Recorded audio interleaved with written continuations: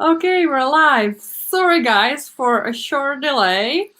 I'm sure that Dan will explain what happened and what held him back. But before I hand over to him, I'll give him a second to take a deep breath and get settled. And in today's session, it's slightly different than our usual. It's not full-on social media marketing strategies and tactics. It is more in-depth. It goes at looking how to grow and scale your business by learning to think strategically and then execute tactically. So I will hand over to Dan. I will let him explain a little bit more and guide you through this. Hello, everybody. Can everyone hear me okay? That's my first point. From what I see on Facebook, it's all good. Happy days. Right. Apologies for being a little bit late. For those of you with young children, you can understand my plight in that my kids are nuts. And yeah, they were just a bit extra special today. So I'm just getting myself sorted out a little bit more than usual. So yeah, apologies for being a bit late. Pancake day and sugar. It's not a good mix. So today we are going to talk about strategy and tactics. And as like I said, it's not your usual workshop. It's not the usual kind of thing you might be used to from the Cambridge social media, but it's more my wheelhouse, interestingly, than a lot of the tactical stuff I talk about often on social media topics. Because what we're going to dig into is the real core of entrepreneurship and being business owners in general. And we're going to go from being general to actually getting quite specific into what you actually need to do to take a business from starting through growth, through scale, and then to what I call transitioning. And I'll explain all those 3 steps as we go. Now, when you really first start digging into this, you need to understand a few very, very key points, right? I've got some notes which I've made as well, so you see me flicking back and forth. That's why. First thing's this. If you entirely base your business upon the selling of time, the vast majority of you don't actually have a business, you have a job. It's just one you made yourself. And I'm going to be throwing a couple of those little nuggets and challenges in throughout this whole stream because, and I don't do it from a position of trying to be a dick, frankly. I do it from a position of I've been there, I've done it, I know how it works, and I've been really looking through various different types of businesses over the years through a very, very specific lens. And the lens that I've always been looking at it through is how do we basically take what's here and put it all the way up there, right? So literally take what's here already and what you need to do to transition that and form that and mold that thing into something that's going to be able to scale and take off. And very few businesses can actually do that. And the first thing you need to understand is that there is a big difference between growth and scale, right? Now, a lot of people, even like really successful entrepreneurs, they will try to shout me down to the ground about the fact that there isn't a difference between growth and scale, but they're wrong because there is. And anyone who says that, feel free to throw them my way and I will correct them. Because when you grow, right, growth is just, in business terms, linear, progressive growth. You know, it's just a straight line on a curve, off you go, and it's just progressive, month by month, steady gains, right? That's just growth, plain and simple. Scale is turning that straight line growth into an exponential curve, right? You cannot be doing the same things to grow a business as you need to be doing to scale a business because they need very different things. And to actually make a business be able to be one that's scalable, you actually need to almost entirely change the products and service that you're offering and the way in which you offer them and the way in which you conduct yourself as a business owner and a leader, because scale is by definition the amplification of doing what you know works and has already been proven. Now, when you go through that transition, it actually takes you from being a doer of the things yourself to more of a leader or CEO type person within your own business. If you're one of those people who are currently working within your business and you're basically selling your time and your expertise, then you're not working necessarily on your business, you're working in your business. And you cannot scale that way, right? And we're going to be digging through all of the different facets and what this means as we go. Now, like I said, difference between growth and scale, linear line, exponential curve, two different things. The mindset you need to shift away from and to is just as big a gap between when you're just starting a business and when you're trying to go into growth. So we're going to go back a step to understand really what this whole transition means. And we're going to be debunking a bunch of myths as well, which I'm going to love because I thoroughly enjoy doing that. So when you start, and for those of you business owners yourself and entrepreneurs and solopreneurs, when you start, you're basically an entrepreneur. You're someone who's willing to apply financial risk to building something, right? That's an entrepreneurial spark right there.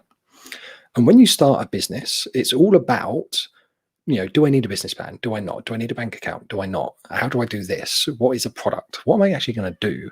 Who's going to buy my thing? Do I sell to friends and family? Do I not? I mean, it's all these things that go through your head. And you basically have to go through the various hurdles to get yourself to a point where you're thinking, yay, I'm off. But that process takes a lot, right? That's the starting phase. That's you getting your head out of, so this 9 to 5 thing I've been doing for years, I don't actually need to do that anymore. Okay. That's interesting. And it's shifting your head into basically being someone who controls your own time, right? And that takes for many people quite a significant gap. That's why a lot of people, they think they want to start their own business, but it takes them years to get their head in the right place before they even just pull the switch. And then they start doing the side hustle and they kind of start trying to ease themselves into it. And that in itself is a process. Now, when you get going, right, and you've started, you've passed that big hurdle, that's a big hump. Then you get into the growth phase. Now, that's when you start figuring out things like, who's your ideal client? How do you actually sell? How do I create engaging content? What kind of platform am I going to be running on? Do I do all the things? Is Gary Vee right? Can I actually be on all the social platforms and not burn out? Is this person over here right? When actually they say that's a lunch for crap and you can't do that without burning out. And you're kind of trying to figure out all the things that you need to do to start growing. And that in itself, big hump, big hurdle. And when you get to the point where actually you figure out a bunch of that stuff slowly but surely, and then you start growing. So you started growing now. You're getting steady on month by month gains. And there's still people coming at you from this side saying, invest in Facebook ads, we can accelerate all your business. And there's people coming from this side saying, buy my coaching services, and you get LinkedIn leads coming from you every single day. And you get all this stuff coming from different directions, and you're kind of trying to ignore it all. And you still keep on doing your thing, you keep on growing. You made the old investment here and there. Some of it works out, some of it doesn't. But generally speaking, you just keep on plodding along. And then you get to this point, right? This other big ass hump where you basically run out of time in your day, and you feel like that kind of almost metaphorical hamster just running around on its wheel. And no matter how much more effort you apply, you don't seem to be getting any further ahead than when you were, last week or last month or last year. And you hit that block. It's like right there. I'm going to have to picks up on the microphone. It probably does. But you just hit this block, right?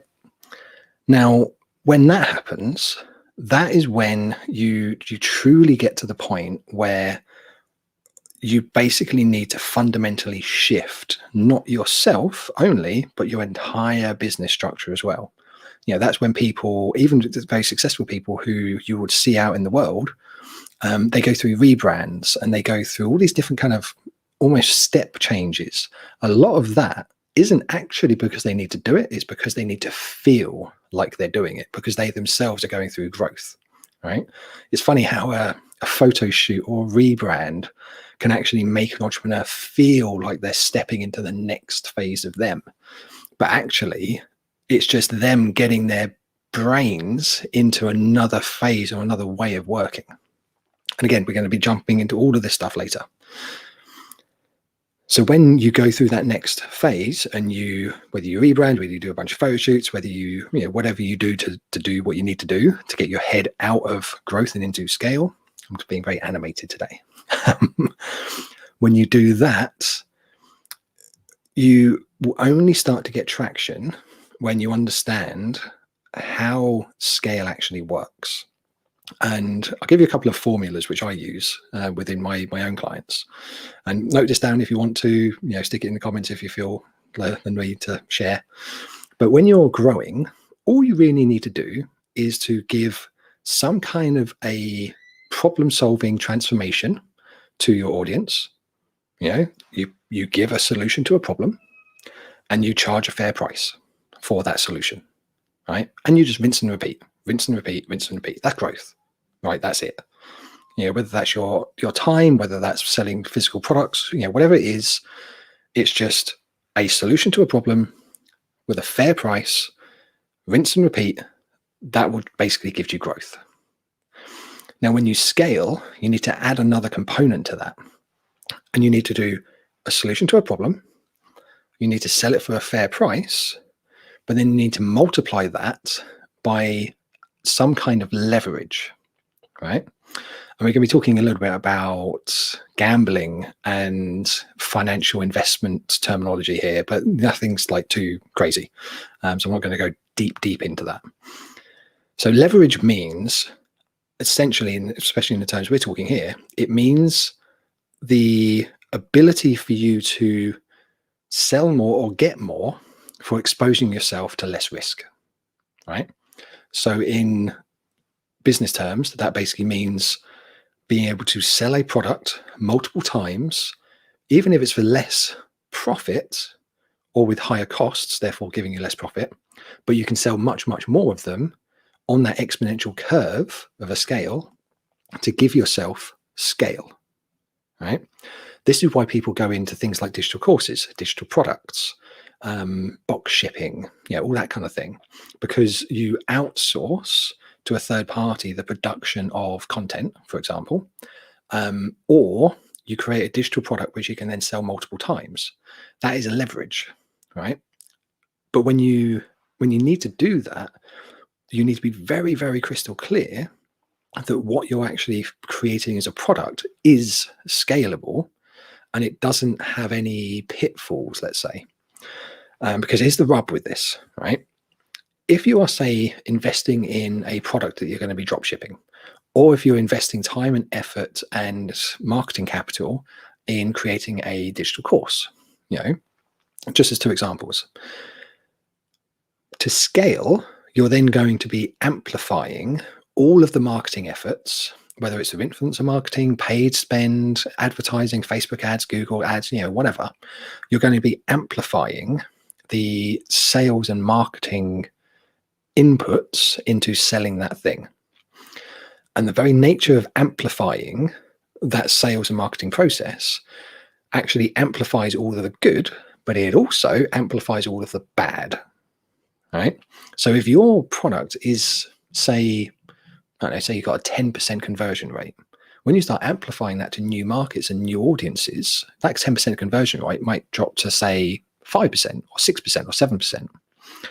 And the reverse of the scale you're going to be receiving in terms of income is also the same as what you'll experience in terms of your costs. Because the way that something like Facebook works is that, say, if you start spending $100 a week on advertising for your product and you get, say, 10 sales, if you spend $200 the following week, you're not going to get 20, you're going to get probably 15, right? Because Facebook knows, and it's not stupid, that it needs to almost hold back some of the goodness to make you spend more with them. Same goes in terms of your team. You may hire 5 people. 3 of them will be absolute rock stars. 2 of them, kind of take it or leave it. So you also get a reduction in productivity the more people you hire, because you're never going to get it completely right.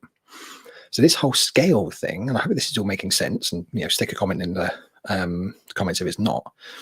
This whole thing, you need to, yes, create a product that's leverageable, and yes, you need to market it in an accelerated way to get more sales in. Your exposure is going to be higher, your risk is going to be higher, your conversion rates are going to drop, but when you do it right, the sales increase that you're making will offset and some the decrease in efficiency or effectiveness of the costs associated to it, right? Difference between growth and scale. So if you want to create a scalable business, you need to understand those things. Now, I mentioned earlier that we're going to be getting into some terminology in terms of gambling here. There's an actual thing in both gambling and even trading, like high risk trading, things like Bitcoin and currencies, FX, that kind of stuff, where it's like revenge gambling or revenge trading, and it's very much a mindset thing. So and I've seen this with startup founders, with team members, with executives, corporate boards, you name it. I've worked with all of them, and they all suffer from this. So what happens is that, say for instance, like I mentioned, you've got 5 team members, 3 of them rock stars, 2 of them bit meh, right? Now, what happens is that the frustration that you feel, like deep within your soul almost, at the people who aren't pulling their weight, or the product that's not selling, or the advertising channel that's not delivering as you expected it to, or as you were promised that it would. Revenge trading is such that you either gun for the people who are in control of those things as if it's their fault, when most of the time it's not. Often it's actually yours for going down that route in the first place. Or you say if you spent $100 on Facebook ads, or $1,000 on Facebook ads, or $5,000, whatever, and it didn't work, and you thought it would work, and you knew it would work, but it didn't. Then you'd go and then revenge spend. You'd be like, I know this is going to work, and you spend more money on it, and then more money on it, and then more money on it. But you don't go to the root cause, which is probably the fact that what you're doing on that platform and how, or what you're trying to do with the team member and how you're trying to lead them, that in is itself the thing that is the problem. And it takes a lot of self-control and self-conscious behavior and belief to actually understand that you yourself are the problem. And this is why a lot of business owners, they fail at this point, because they struggle to make that shift and that switch from being the doer of the things to letting go, and then focus purely on making a small number of very, very high quality decisions, which is essentially what your position will be when you get to that point, right? Now, as we're going through this, the thing that I see a lot of people do, and I say this with enough love in my heart that I can, many business owners out there are not actually able, or they're not built for managing a business and leading a business that is scaling. And the reason for that is this. When I said about how everything gets amplified, everything does get amplified, like everything. Your stress levels get amplified, your successes get amplified, your profits get amplified, but also the hate that you will also get amplified, both from externally and from within your own organization. Okay. And I'll share with you a little thing that I had to go through myself, where probably the biggest business and fastest growing business that I ever worked in was a hosting business. And on the outside, it was a highly growing business, very successful, loads of mergers and acquisitions and consolidations and all sorts of stuff. There was a ton of it, and it was really, really fast moving. And it was a lot of fun in many ways. But it was also, on the board level, which is where I sat, it was, and I mean this absolutely, like 100%, it was the most savage, backstabbing, almost toxic and poisonous environment I have ever worked in my life. And I genuinely mean, and I say this with all truth as well, I went through a year of therapy after I left that business, just to unpick the web of crap from my head. You know, I spent every single waking hour whilst I was in the office waiting and expecting knives in the back or in the chest, you know, depending how brazen someone felt at the time. That is what high scale, high growth looks like when you're on that level. And that was like 9-figure turnover, exit valuation businesses. You know, we're talking like hundreds of millions of pounds here, not even dollars, pounds. You know, when the risks are that high, it gets nasty. So if you think that even the hint of that isn't where you want to be, a scalable business, you know, if you're looking for an 8 or 9 figure, if that's your aspiration, and some of you maybe, some of you may not, it might not be for you. And it might be for you much, much more healthy to go with a growth business for a long period of time and get to that point slower, be smart with your investing and with the way in which you manage your finances. You can still get to an 8 or 9 figure sum over a 10, 20 year period as you can do in a 4 or 5 year period. And it'll be healthier for you. Okay. So there's a couple of truth bombs on that one. So I'm just going to check the comments here because I haven't actually been looking at them.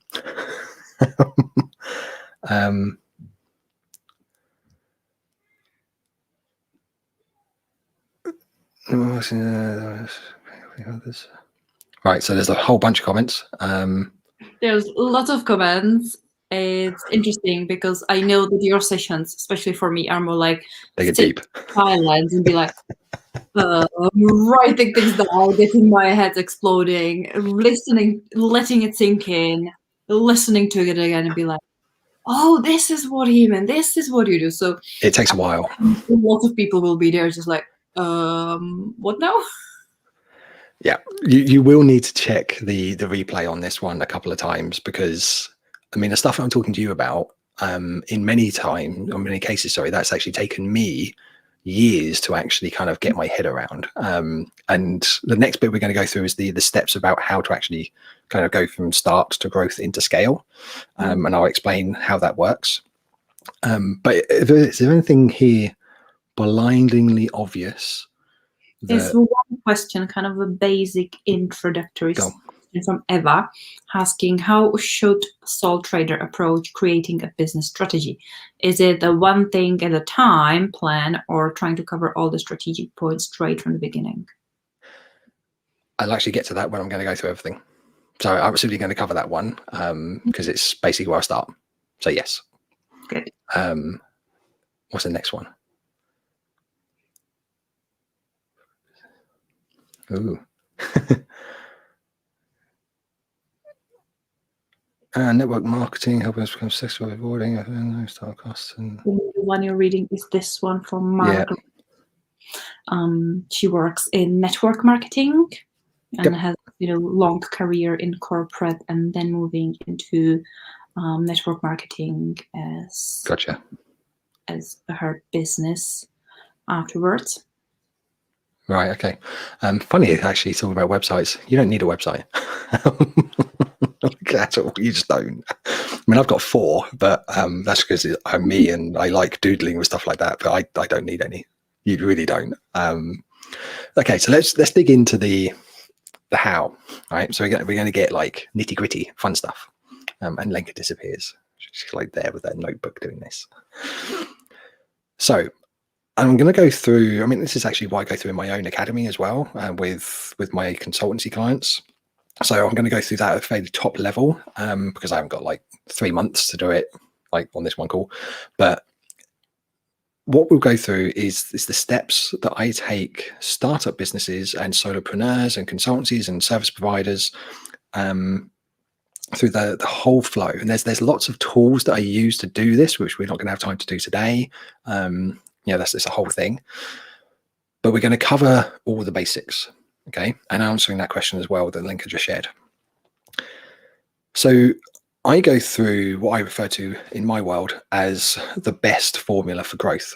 And I call it best because it basically spells like BEST, because I'm really simple like that.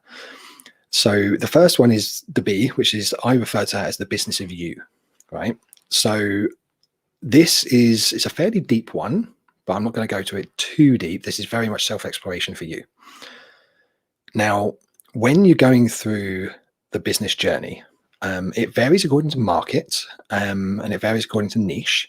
But in general, the majority of businesses, in the region of about 80% of businesses that actually start, fail before their 5th year of trading, right? Now, of those, 70% of those, and again, it varies according to market and niche, but not by much, 70% of those that fail would actually fail by year 3 or before year 3.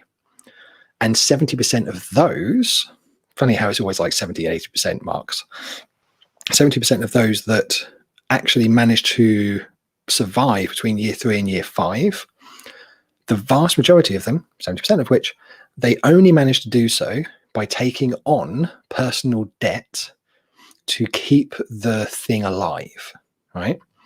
And that's in terms of credit cards, it's in terms of, personal loans, remortgages of homes in some cases, which I think is personally like batshit fucking crazy. Someone's remortgaging their house to keep their business running that's not even profitable, but people do it because they're that invested. They can't let go. Like I said, it's the mindset shift. But for those people who take on personal debt to keep the thing running, even though it's not successful, and there's another 7, which is really weird when you look at the numbers, but it is another 7 because I've checked. 7 years is how long it takes those people on average to pay that debt back, right? So when I talk about the B, i.e. the business of you, which is what I refer to as, it's really being incredibly clear in your brain that what you are doing, you are going to stick to for at least 3 to 5 years, at least. And it's an investment in you just as much as it is an investment in your business and within serving your audience. Because if you are not willing to explore on a deep level your views and your opinions on what you believe in and what you don't believe in, what you'll fight for, what you won't fight for, what you believe you really want to work within your clients and what you don't, right? Even down to the point of your own ethics, and ethics is a big thing that I spend a lot of time covering with my own clients. The ethics with which you will conduct yourself within your business and externally to your business, your brand, your leadership style, all of that. When I talk about the business of you, you are essentially setting up the foundation of your mindset and your intent within which you're going to be doing this thing, right? If you're not clear on that, then the chances and likelihood that you're going to be among the 80% of people who fail before year 3 to 5 is massively, massively higher, right? So I cannot stress enough how important it is to be very, very, very clear on how and what you want to do in growing this business and how and why you're going to be really sticking to it, right? Because again, like I said before, if you get to the point of scale, everything you've done in the past doesn't, every tweet you see with MPs all the time, they're stupid for those people who put stuff on Twitter and think it's just going to go away, because it doesn't. As you scale and as your exposure gets amplified, and the more you remain online and the greater you build your authority within your market and the status within your eyes of the audience, the bigger that all becomes. There are people who will go back through every single post, every single tweet, every single video you've ever done to find something to then use against you years down the line. And if there are incongruencies between who you were and who you now try to be, and if those aren't congruent together, then people aren't going to trust you. And if they don't trust you, they don't buy from you. And that's bad, right? And it takes a lot to unpick and then change the perception once you've already laid it down in stone. So it's far, far better, far, far easier to figure all that shit out now rather than then, right? And we'll talk about ethics in a bit as well, because that's another important thing. Now, when you've figured out the business of you then have to figure out why someone's going to earn, or sorry, why you deserve to earn someone's trust, right? Now, the E is earning trust. So earning trust is all about brand and it's all about message. And again, far, far too much to go through now, but when you want to be going from growth into scale, amplification makes this even more critical. So again, good to get it sorted out now, but it's actually more important for branding for you than it actually is your audience. And some people think, what do you mean branding is more important for me than is my audience? And I actually mean that, it is. So I actually called my business Authority and Status. And I went through a bunch of different iterations of my own business names, all doing similar things into the same kind of audience, the same kind of transformation. But I was always diluting the name. You know, like, what should I call it? What do I do? What's the thing that I'm delivering? And I actually called mine Authority and Status because every time I spoke to people, they were like, you know, I was talking about authority in your market and status within your eyes of the audience, and, you know, having authority within your market and feeling that you've got the authority yourself and believing in yourself that you are the authority and so on. And I realized that actually for me, I had a bit of imposter syndrome back in the day. And I say back in the day, it's probably like, I don't even know how many years ago there was now. A few years ago, to be fair, I had more hair at that point. But I had quite a bit of imposter syndrome, right? So I actually called my business fairly recently, probably last year before. I changed it and I called it Authority and Status, not because that's what my audience resonates with, and they do to a degree. It's actually therapy for me. So every time I see it, I'm like, yes, imposter syndrome, get to feck. And it's all about me. So when I look at my brand, when I'm speaking to potential clients, when I'm selling and when I'm creating content, people actually connect with me as a human. Again, we'll get to that in a minute. But people connect to me as a human. They buy from me as a human. But my brand, you know, the business brand, the one that I'm going to be scaling, not the personal brand, because they're two for me, but the business brand is all about personal therapy for me and basically kicking imposter syndrome in the face. You know, so when I work with clients, I have the confidence to talk about what I talk about, like I am now, confidently. And if anyone wants to try and shout me down, feel free, rock on, because you're going to fail, because I'm that confident about what I'm doing.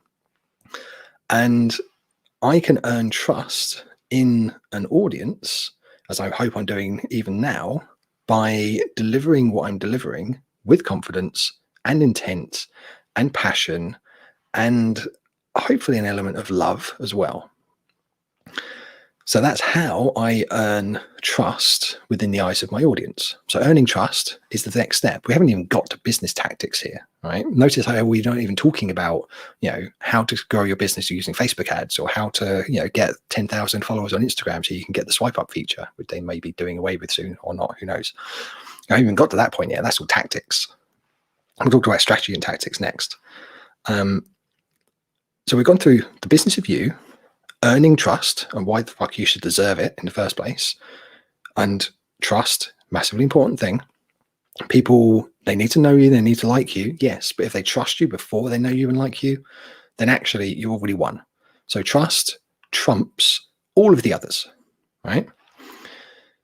So if you get trust first, and that's all you aim for and that's all you get, you've already succeeded, right? People who talk about know, like, and trust, yes, they're right. Yes, I believe know, like, and trust is a very important thing. It's also ineffective and inefficient because it comes from corporate world where bureaucracy basically is the name of the game. And knowing and liking doesn't then lead to trust. Trust can come first, right? Think of it from every single time you've ever bought anything that a friend's recommended. You don't even know, sorry, you didn't even know that the thing existed before your friend recommended it. You trust your friend. There you go. done. It's why people front load their programs with like a metric shit ton of testimonials, because they're trying to get trust first. They're trying to leverage trust beyond anything else. Again, talk about ethics of that in a minute.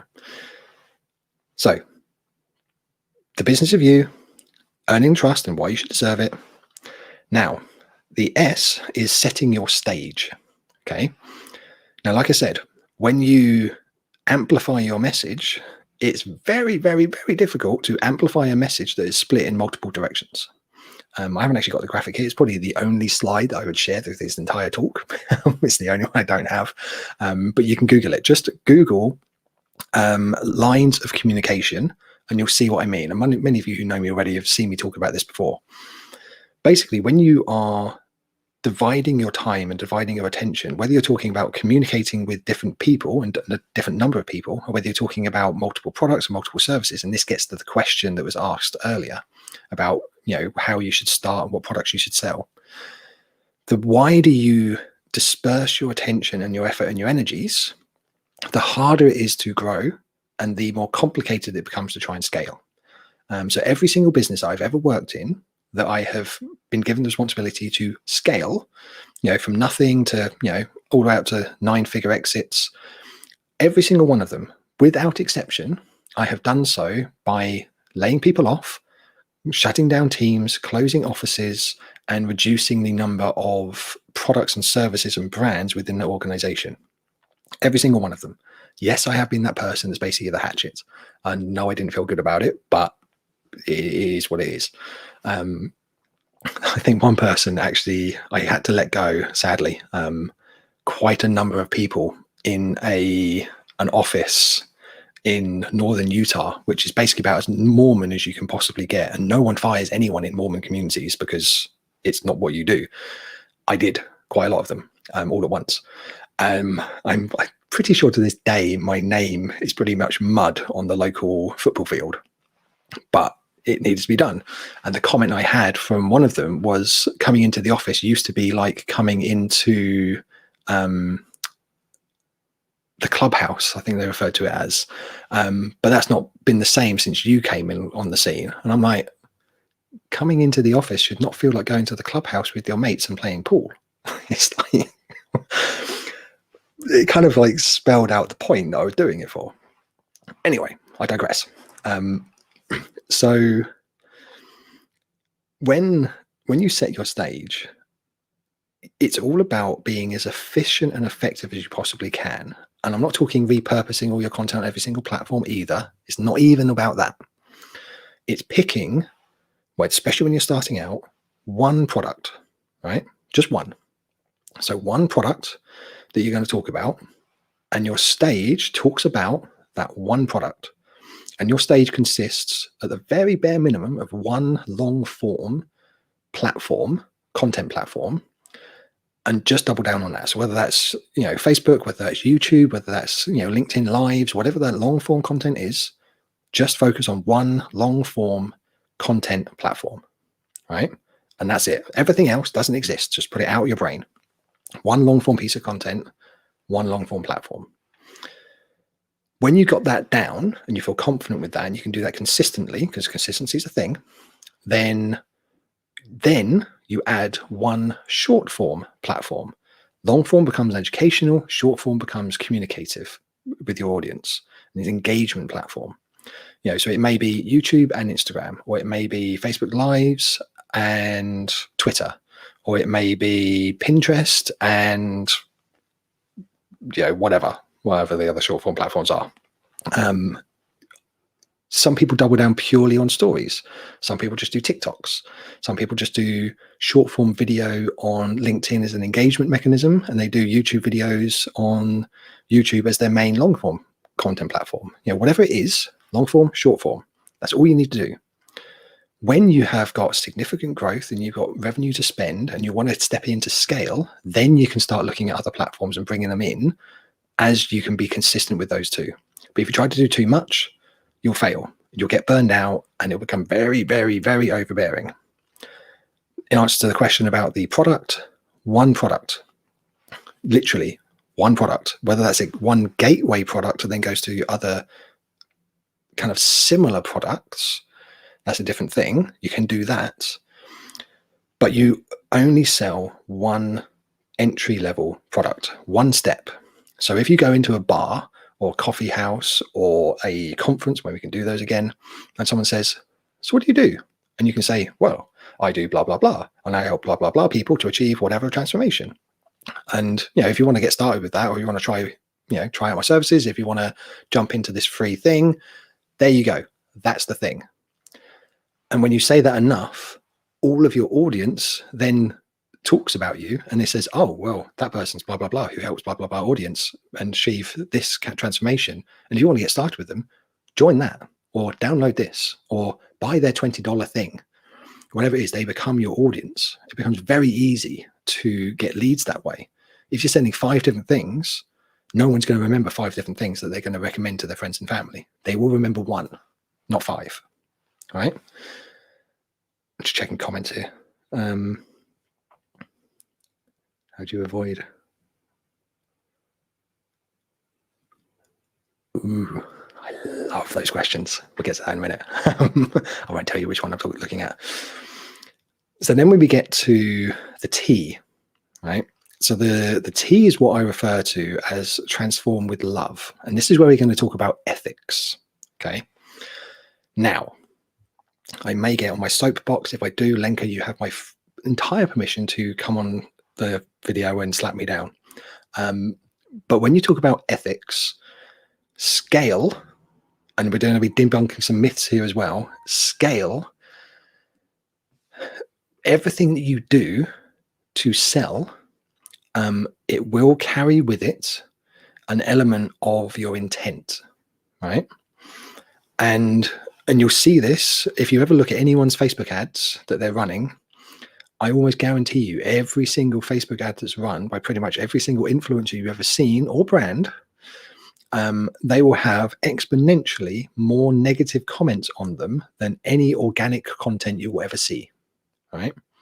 Because what they're doing is they are taking essentially what has worked on their organic audiences and amplifying it to new warm or cold audiences to try and nurture them to buy their thing.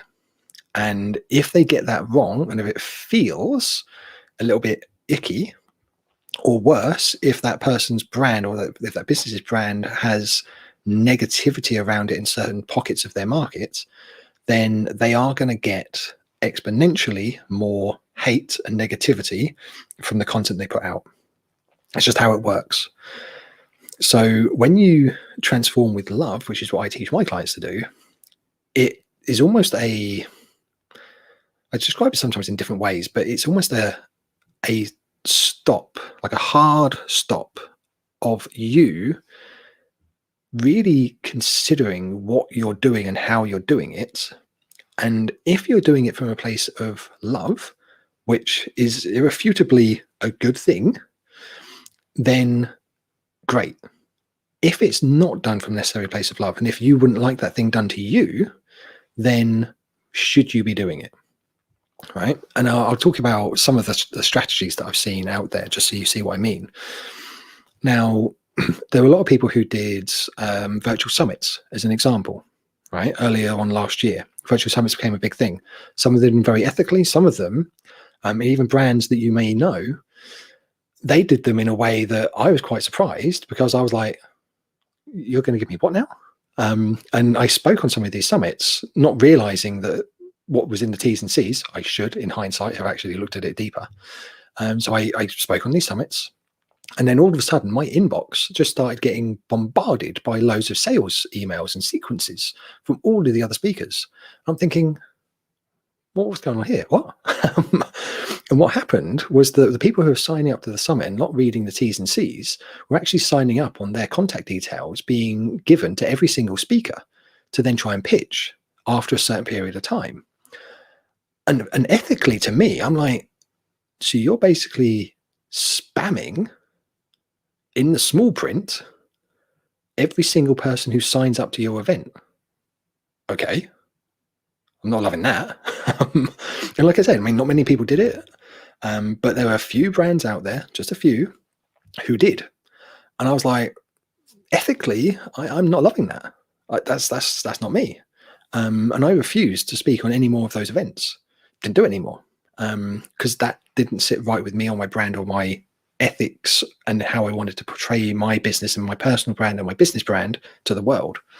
When you look at things like 5-day challenges as an example, and there are some people out there who have very, very, very passionate audiences, who will literally go to bat for them.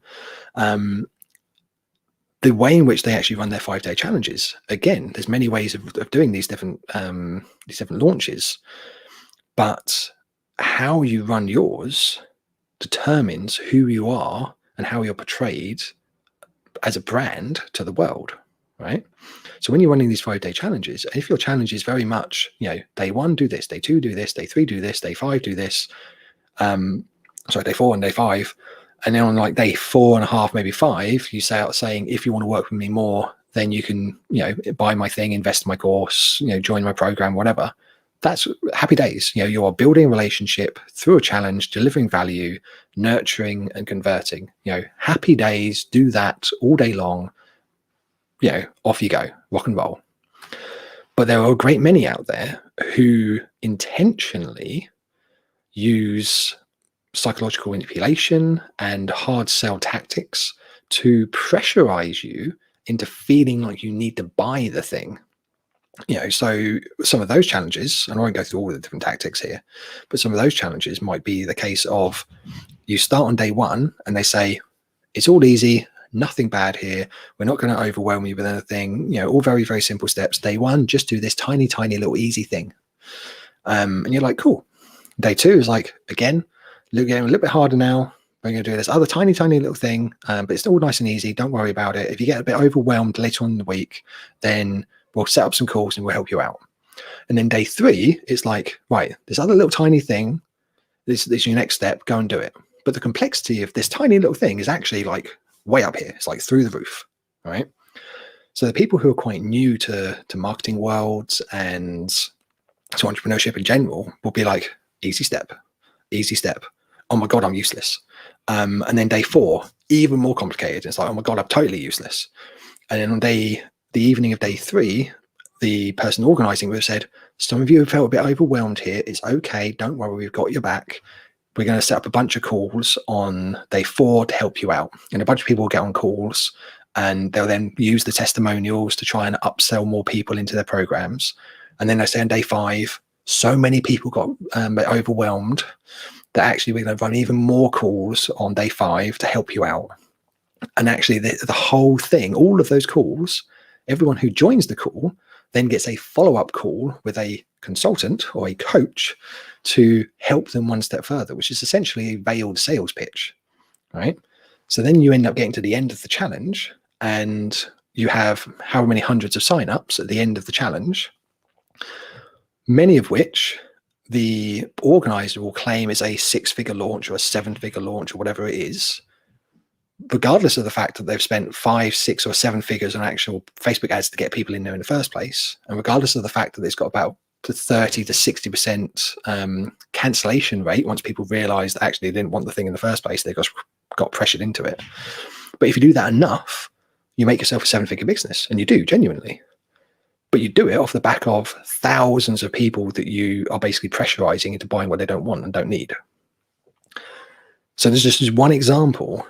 Ethically speaking, if you looked at that whole thing I've just explained through the lens of transforming with love, is that something that you would want to be done to you or those closest to you? And if the answer is yes, frankly, you're a bit of a psychopathic bitch or dick, and I don't really want to know you.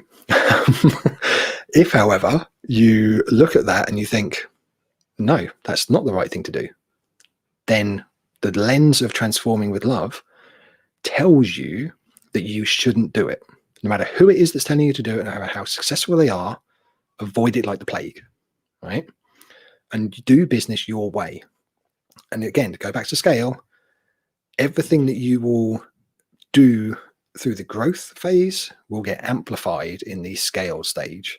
So if you've trodden on people, manipulated people, downtrodden people, whatever you've done to get to that point, then what you'll find a lot of the successful people do is they spend most of their time actually in legal conversations and in HR dealing with the aftermath of what they've actually done previously or potentially what they continue to do. And they will sue people into bankruptcy to keep that quiet. And that doesn't really last very long. And eventually it comes out, as you have seen in many people over the years, I'm sure. And you'll know exactly what I'm talking about when you look at some people and you think, oh, so that's what happened to that person. They've gone quiet now. They go quiet because eventually they've got to hide or just stop doing what they're doing. All right. So there's my little rant over.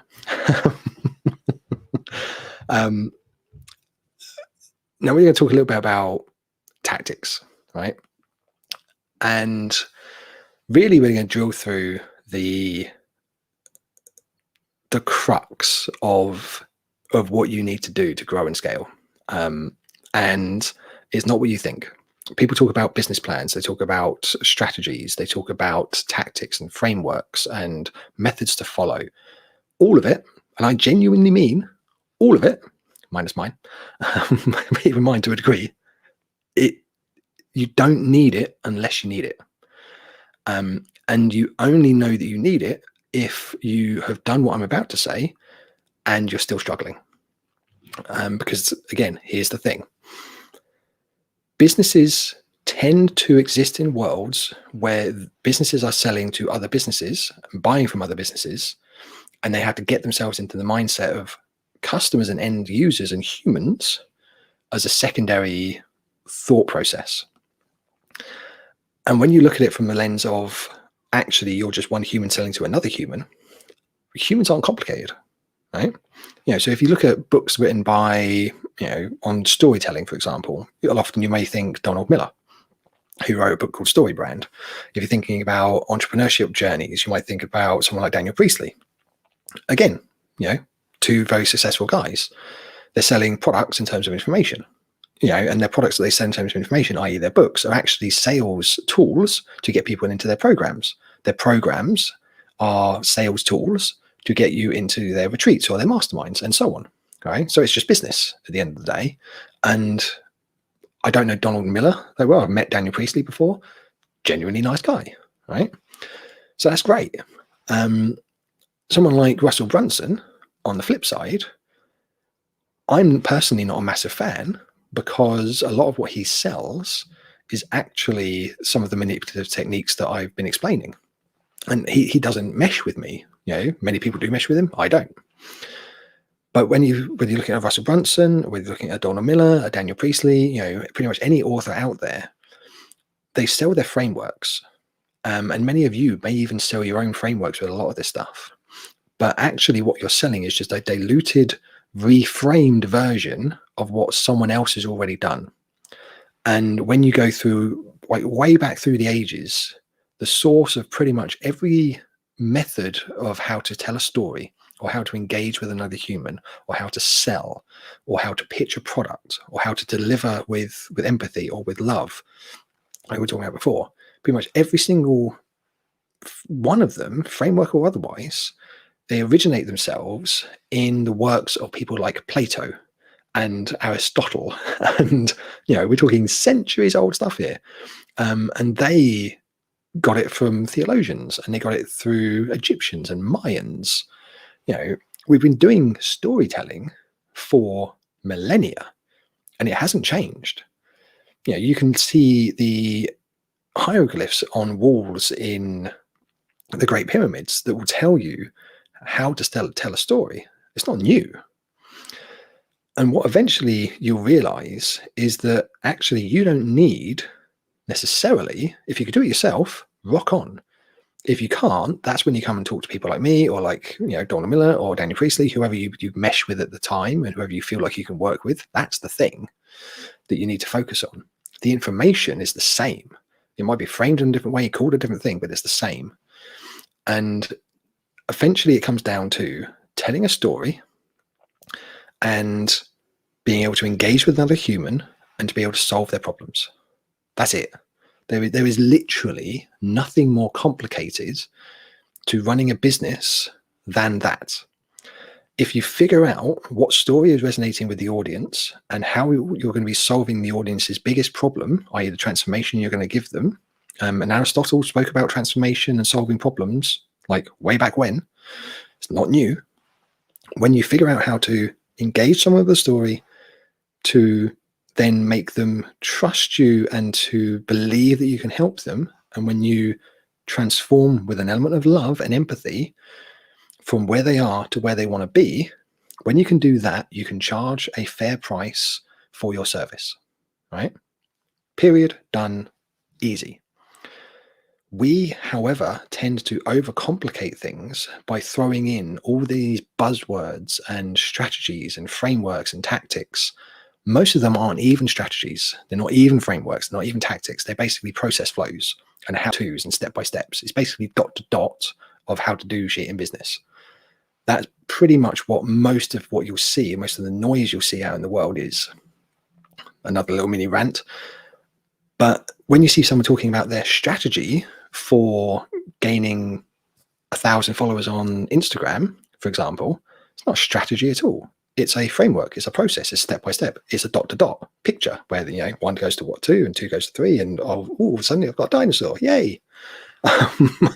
It's not a strategy at all. It just sounds better by calling it a strategy.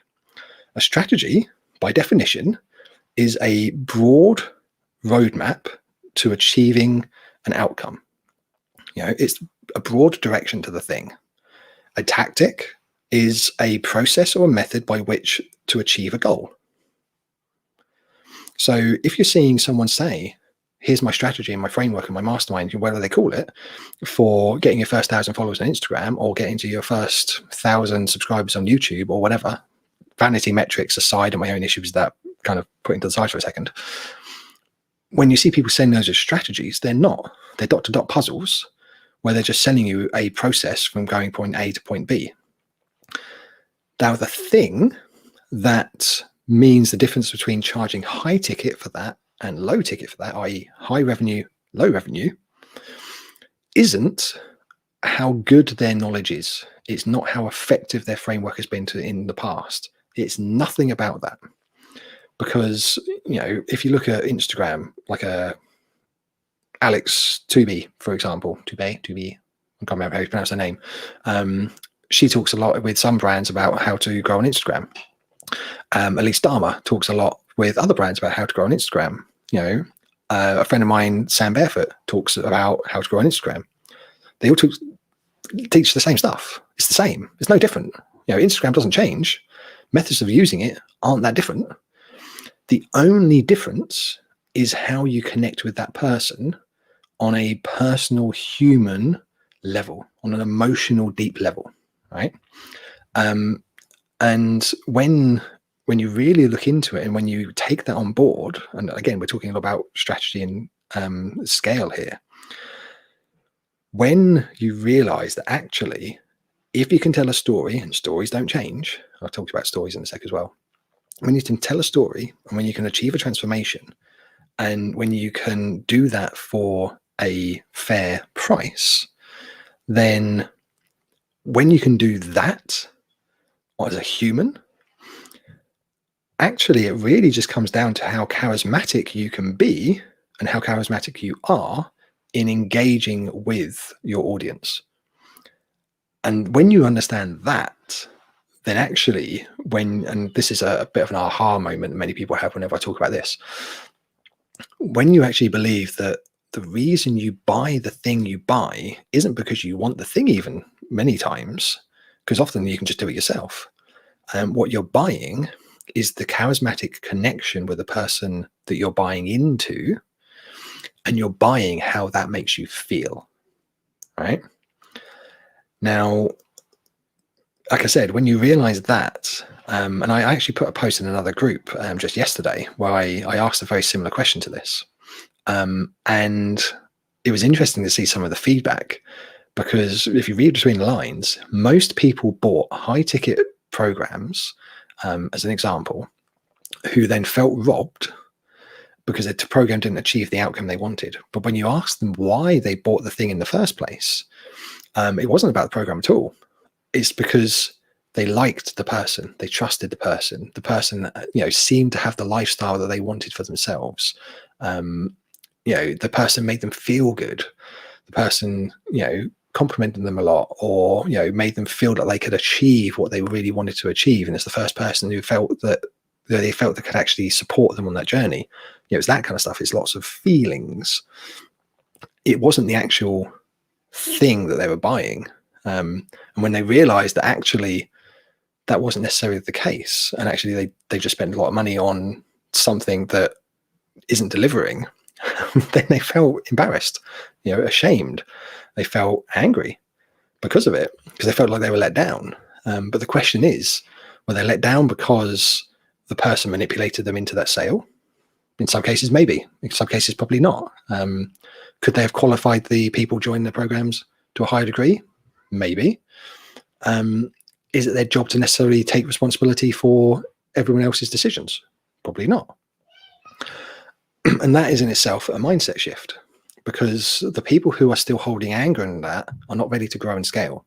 The people who took that on board and said, it was a learning curve, I'm never going to do it again, but it was money I spent to help me develop as a person, those people are ready to scale.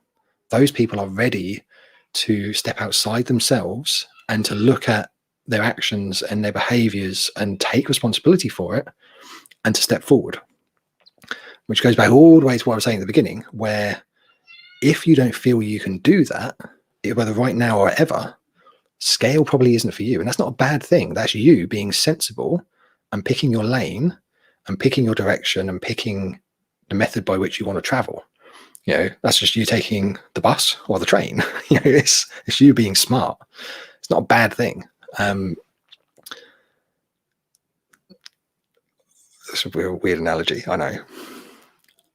But like I said, it all comes down to, and this is the thing, when you want to go from growth into scale, really the only thing holding you back from doing that is you. And again, I say this with as much love as I can.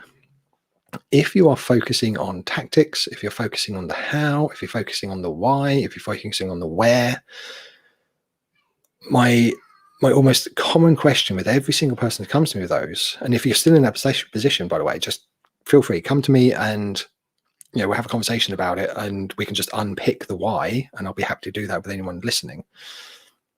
But when you really focus down on what you need to do, almost everyone on this call doesn't need to focus on strategies. They don't need to focus on the tactics. They need to focus on story, connection, and mindset.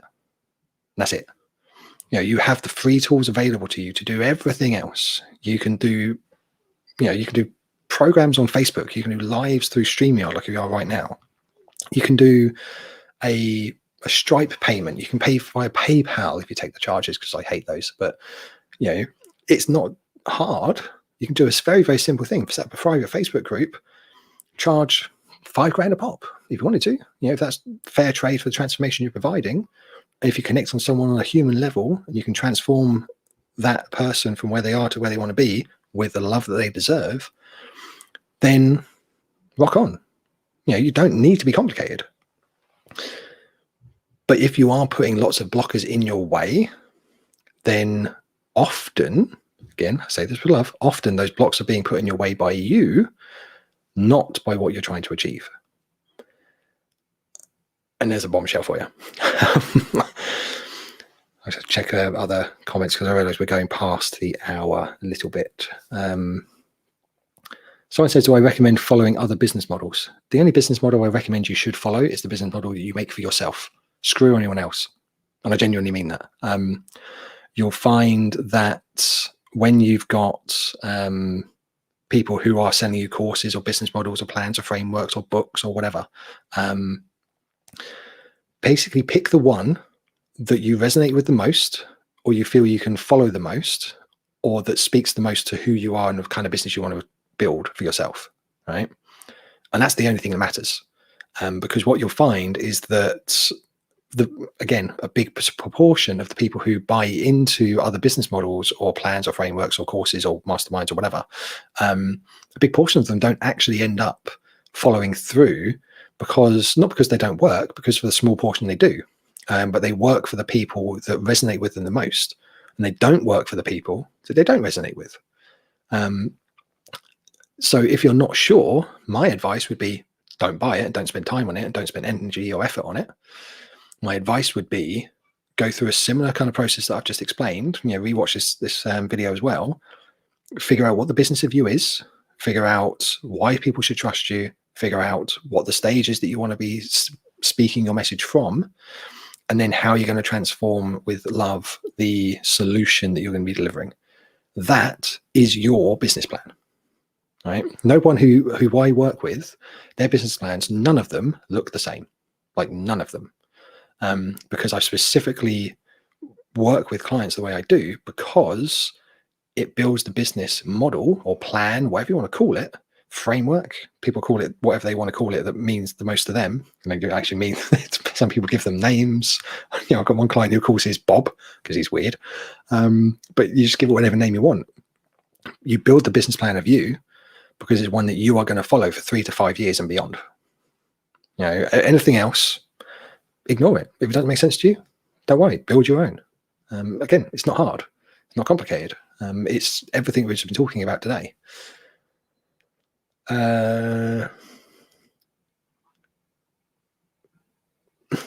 Most things are recycled using trendy buzzwords. I actually going to tell you something completely. This might help you in understanding some of the stuff that I've gone through in previous businesses.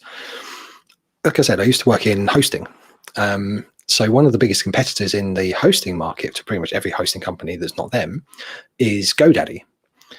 So when you don't need to understand the terminology here that I'm going to go through, but when I was actually working in hosting world, you had shared hosting, virtual private servers, virtual servers, private clouds, and dedicated servers, right? And then you had high performance dedicated servers. And all of those are very, very different products. You have different platforms, different services. You have to migrate from one to the other, to the other, to the other. They're physically separate things. And that's the hosting world. I mean, many hosting companies are even the same today. Now, GoDaddy, however, they fronted exactly what I'm talking about here. They go to the market and just sell domain names. The one cheapest, lowest barrier to entry, easy purchasable thing that's the gateway to everything else. Email, hosting, website, landing pages, you name it, that's a domain name, right? So they figured out what the smallest point of entry would be, and the least exposure, the least risk, the thing that's sticky because you have to register for a minimum of a year, up to 10 years in some cases. So it's sticky as well. And then they sold shared hosting, VPS servers, cloud to house servers, dedicated cloud servers, dedicated servers, high performance cloud clusters, and so on. They sold exactly the same products, except when you look through the terms and conditions and you've looked through the spec of those platforms, actually what they were selling was one cloud server platform that they just divided up in 1,000 different ways, right? Everyone else in the market was like, well, hang about, you can't sell a shared service here and then give that shared service a few more resources and call it the thing over there. That's not the same thing. GoDaddy were like, we're not saying it is. Look, it's in the small print underneath the picture. But because their audience weren't as techie as most of the hosting providers were, their audience was like, well, GoDaddy's a third of the price of everyone else. I'm just going to go with them. Their support was great, and they invested a lot of time in their support. Their support was also actually their sales function, because they upselled people in the first interactions of support, which has actually got GoDaddy to where they are today. So they almost faked their way to scale because they realized that people don't actually care about the physically separate products or services. People just cared about the outcome. The entire rest of the hosting market cared more about the separate specific products and services than their customers did. And they didn't realize that. GoDaddy left them all literally in their dust and in their wake. And now GoDaddy are a multiple billion-dollar business.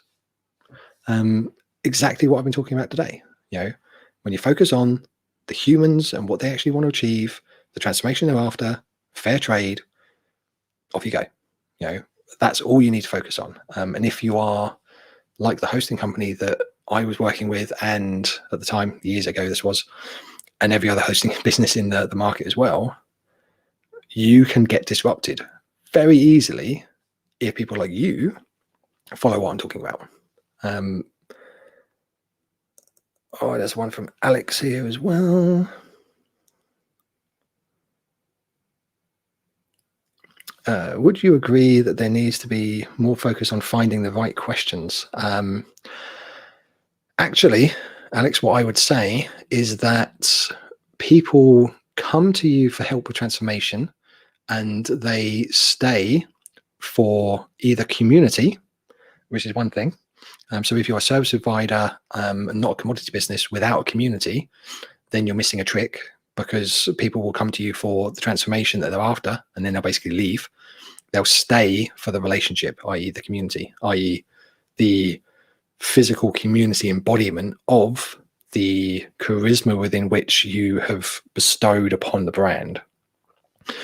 So, I mean, like, as Lenka's done, Cambridge Social Media is a big group of like-minded, nice people, right? She's done a fantastic job of building that community, because they're all kind of similar.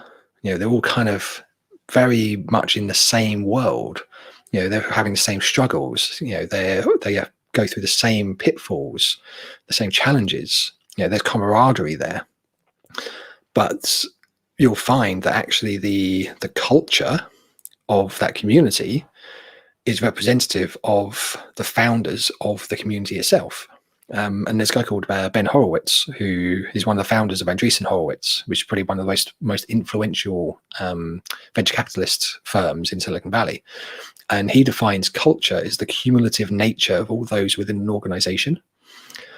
So when you build a business that has a community element on it, that community needs to resonate with the core brand values and the core persona and the charisma within which that brand's been built. It needs to resonate throughout, from the person at the top, through their team, all the way through the community as well. Now, when you talk about information's a tricky one, because people don't buy the information. They buy not having to go through and find the information themselves, and having the confidence that the information they're going to be then implementing their time onto is the right information for them. So they're not buying the information, they're buying trust that the information's the right information for them, and it's going to get them the outcome that they want. So they're buying transformation, they're not buying information.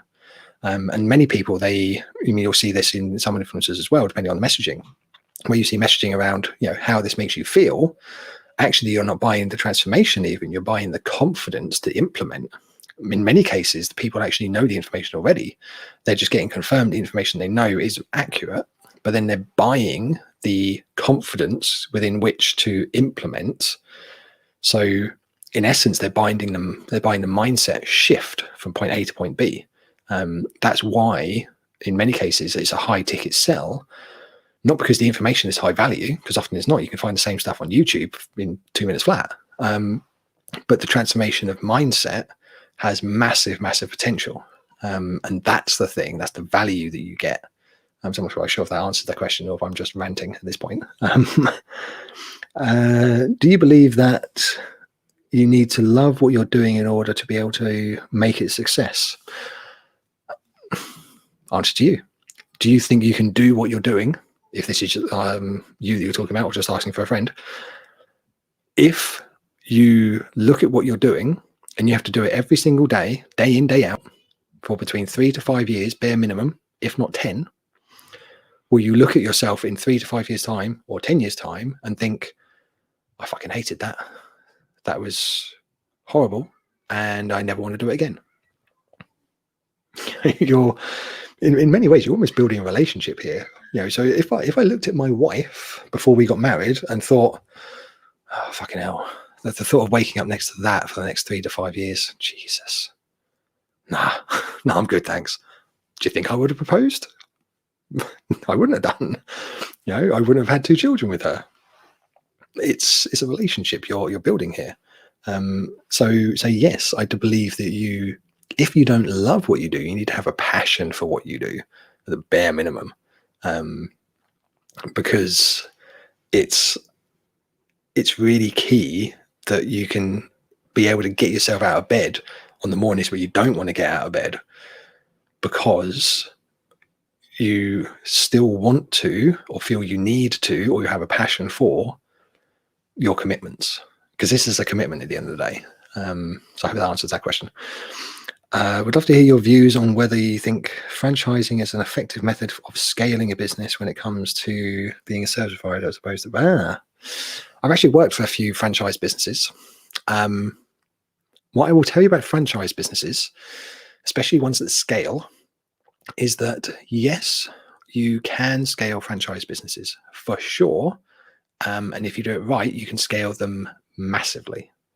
However, and there's a big but here, where I have seen every single franchise business struggle, without exception, every single one of them, including the 3 that I worked for myself directly, or worked for or with as a consultant, because 2 of them were consultants gigs. Every one of them had problems with the franchisees themselves.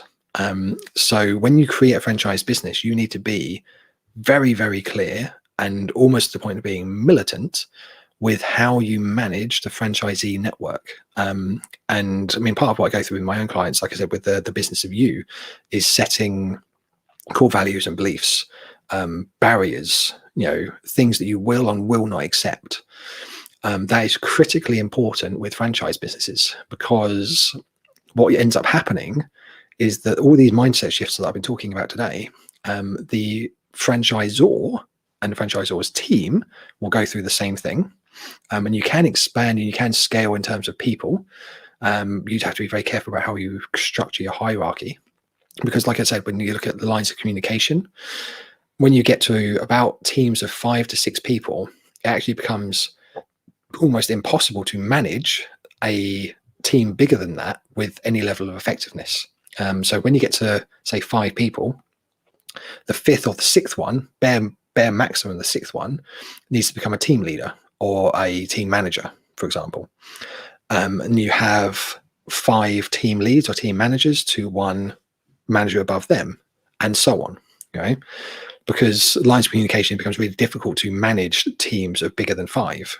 So when I'm on boards of teams, if that board has more than 5 people in it, the leadership structure of that board is fundamentally flawed, because you're unable to manage that business, right, with any level of effectiveness. So when you're talking about franchisees, look at franchisees as teams within their own right, or team structures within their own right. So if you try and have franchisees that are, say, more than 5 franchisees that are managed by 1 regional manager, you're going to struggle. And then when you start struggling is when the franchisees then start getting an element of almost independence, a bit of resentment, a bit of like, well, why am I paying my management service fee to these people over here when actually I can do it myself? And they start thinking of themselves and believing of themselves as like sharks in a pond, when actually they're just tiny little fish in your ocean, right? And when that happens, it is very, very easy for you to have a massive revolt on your hands. So like I said, it becomes very, very, very critical to manage them in a very tight way and put very clear, distinctive borders of what you'll basically deliver, for how much, what you'll accept from them, and what you won't, and so on. So I hope that answers that question. So yes, you can scale for sure, but you have to be very careful how you do it. Got to go, Alex. Goodbye. Nice to see you here. Linger's on mute. Alex had another question a while ago, and I missed that one. Was with the exposure you have of different founders, what would you say is the biggest mental barrier they have to overcome before they're ready for the growth phase? Clear separation of roles and responsibilities is probably the biggest.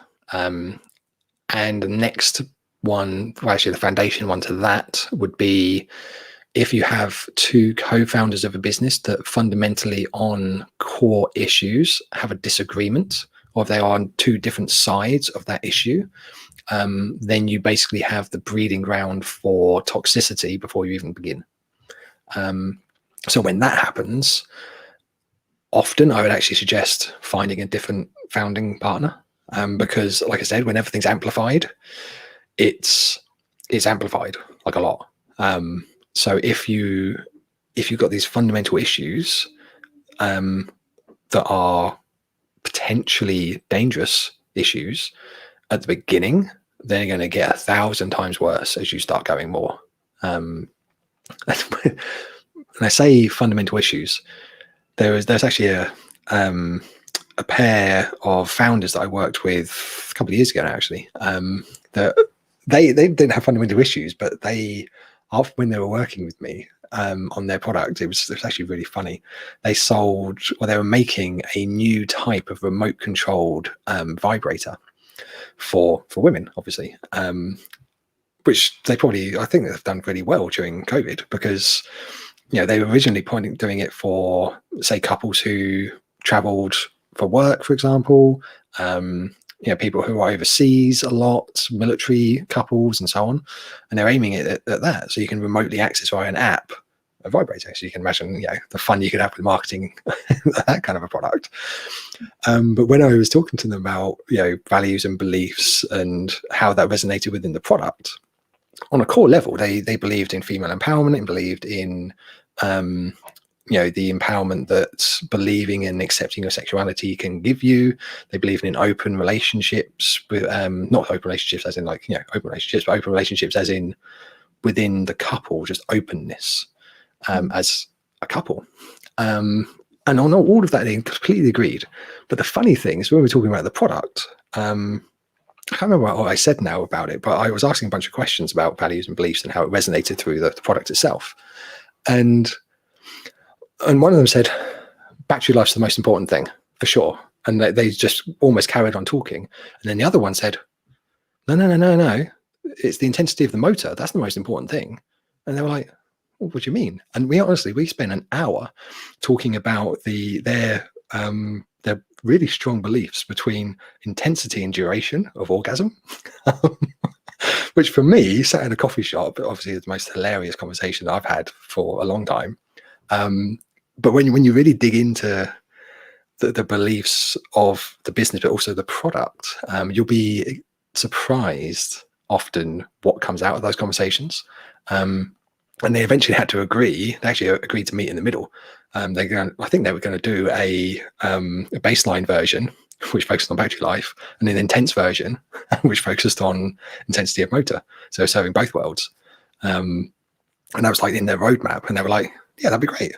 But yeah, that's how that materialized. And that all started through conversations about value and belief. Yeah. I had some other questions, but right now I think this is the highlight of the night, and I think this is the perfect way of how this session should finish, because with you, I always get into something very unexpected, be it conversations on Clubhouse or things like learning orgasms. How to decide what is more important in orgasm. So I'm quite glad that this was an evening session. I have to repurpose this video. It's going to be hilarious. Yes, let us know in the comments. So here's a question for you all. Intensity or duration? Let us know in the comments. What do you reckon?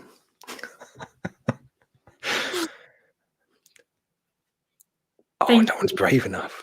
This was fantastic. I'm curious to see if Paula will say something or not. But it'll come on a replay. Oh, it will come on a replay. I didn't even mean to say that, but it's even funnier that it's just come out.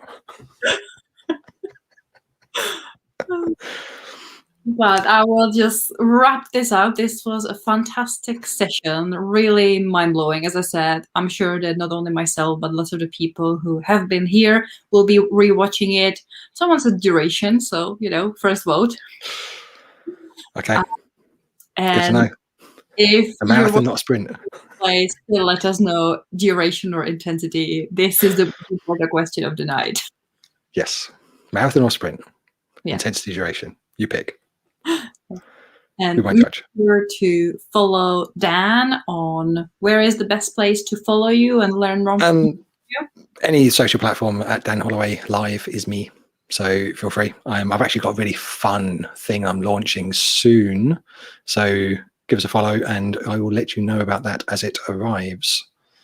All the new Indigos are coming out now. Super exciting. Awesome. Thank you so much for this lovely evening. Thank you everyone for watching and staying this late with us. And if you have any further questions that you came up with later or you wanted to discuss privately, just make sure to hit Dan up because he's always happy to chat. So awesome. Thank you. Pleasure. Bye. All right. Thanks.